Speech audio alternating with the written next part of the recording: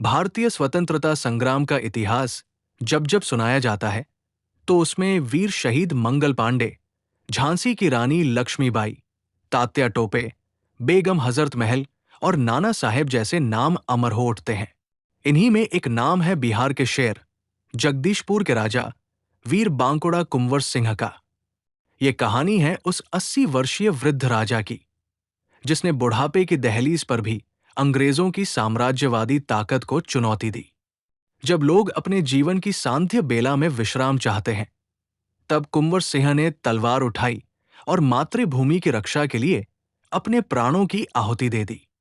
कुंवर सिंह का जन्म 1777 में बिहार के शाहाबाद जिले, आज का भोजपुर जिला, के जगदीशपुर गांव में हुआ।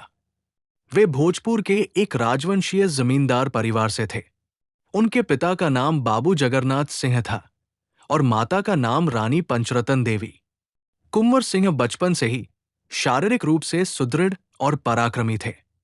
घुड़सवारी, तीरंदाजी, तलवारबाजी और शिकार में उन्हें विशेष रुचि थी। कहते हैं कि किशोरावस्था में ही उन्होंने ऐसा साहस दिखाया कि दरबार और आसपास के लोग उन्हें सिंह कहने लगे। कुंवर सिंह ने युवावस्था में ही अपने पिता की जिम्मेदारियां संभाली। 1820 के दशक में वे जगदीशपुर के राजा बने। वे न्यायप्रिय शासक थे। किसानों से अत्याचार नहीं होने देते थे। गरीबों और वंचितों की मदद करना उनका धर्म था। उनके राज्य में व्यवस्था और शांति थी। वे धार्मिक और परंपरागत जीवन जीते थे, लेकिन उनके भीतर छिपा हुआ योद्धा हर समय मातृभूमि के लिए तड़पता था। 1857 में पूरे भारत में विद्रोह की चिंगारी भड़क उठी। मेरठ से शुरू हुआ ये आंदोलन देखते देखते दिल्ली, कानपुर, झांसी, अवध और बिहार तक फैल गया। अंग्रेजों की लूट नीति से किसान परेशान थे। नए कारतूसों में गाय सुअर की चर्बी की अफवाह ने हिंदू और मुस्लिम दोनों को भड़का दिया था। राजाओं और जमींदारों की जमीनें जब्त की जा रही थी।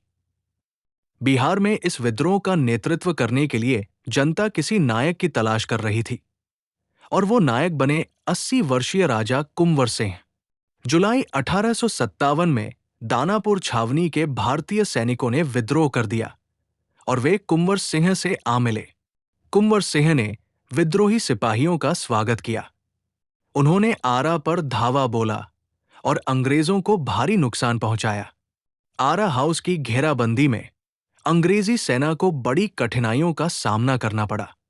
कहते हैं कि अंग्रेजों को समझ ही नहीं आ रहा था कि इतने बूढ़े राजा में ये अदम्य साहस और युद्ध कौशल कहाँ से आ रहा है। आरा की लड़ाई कुंवर सिंह के जीवन की सबसे महत्वपूर्ण घटनाओं में से एक थी। अंग्रेज अधिकारी विंसेंट एरे ने आरा की घेराबंदी तोड़ी। अंग्रेजी सेना ने विद्रोहियों को पीछे हटाया, लेकिन ये कुंवर सिंह की पराजय नहीं थी, बल्कि एक नई शुरुआत थी।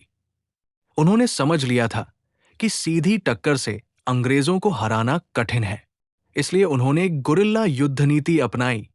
अचानक हमला करना और फिर जंगलों में गायब हो जाना।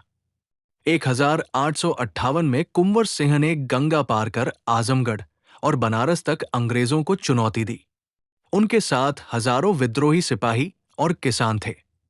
उन्होंने अंग्रेजों के कई ठिकानों पर धावा बोला। अंग्रेजी सरकार उनके नाम से ही भयभीत हो उठी। कुंवर सिंह का कद इतना बढ़ गया था कि उन्हें 1857 की क्रांति का महान सेनापति कहा जाने लगा। अप्रैल 1858 में गंगा पार करते समय अंग्रेजों ने उन पर हमला किया।